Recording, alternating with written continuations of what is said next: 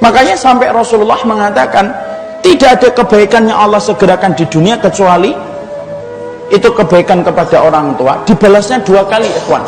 Tidak semua ibadah itu dibalas oleh Allah itu 2 kali. Contoh, sedekah. Saya ingatkan tentang sedekah.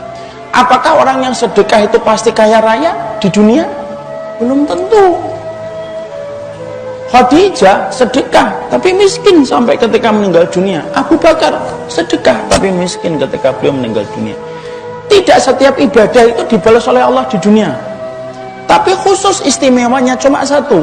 Kalau kamu berbuat baik kepada orang tua, itu dibalas oleh Allah 2 kali. Dibalas di dunia, dibalas lagi di akhirat, yaitu di surga. Kenapa? Saking senangnya Allah ketika membersamai, ketika setiap anak kemudian dia berbakti kepada ibu dan bapaknya, maka balasan yang Allah berikan kepadanya itu 2 kali. Di dunianya Allah akan berikan balasan, di akhiratnya Allah tambah lagi dengan balasan yang jauh lebih indah. Sebagaimana sebaliknya, kata Rasulullah, kalau kemudian ada yang durhaka kepada orang tua, itu balasannya 2 kali. Balasan yang pertama di dunia, balasan yang kedua di neraka. Makanya kalau ada orang durhaka sama orang tuanya, itu utang. Kalau nggak bayar hari ini, besok. Kalau nggak besok, lusa. Kalau nggak lusa, pekan depan. Tapi yang jelas sebelum ente mati, maka ente harus membayar itu. Atas durhakanya kamu kepada orang tua ketika kamu kemudian menorehkan luka kepada mereka, dibayar oleh Allah kontan. Menunjukkan kepada kita apa? Masya Allah, menunjukkan kepada kita hati-hati. Kualitas hidup itu tergantung bagaimana tingkat baktinya kita kepada orang tua.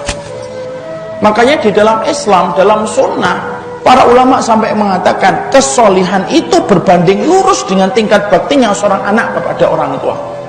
Maaf kata ikhwan, sampai kita jihad sekalipun, kalau jihadnya kita disertai dengan durhakanya kita kepada orang tua, jihadnya kita kalau disertai dengan durhakanya kita kepada orang tua, jihad itu pun tidak akan mudah memasukkan kita ke surga selama itu disertai dengan durhakanya kita kepada orang tua.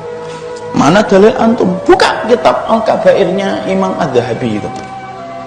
Sampai Imam Adz-Dzahabi itu menerangkan tentang sebuah asar yang diambil dari Ibnu Abbas radhiyallahu anhu. Di depan surga, di atas neraka itu ada tempat yang tinggi. Tempat itu untuk siapa?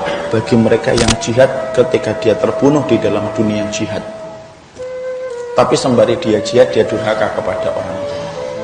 Kenapa nggak bisa masuk neraka? Karena neraka itu sejak pertama kali diciptakan, Allah itu sudah mewahyukan kepada neraka tidak bisa membakar darah yang pernah mati, menetes untuk berjuang di jalan Allah.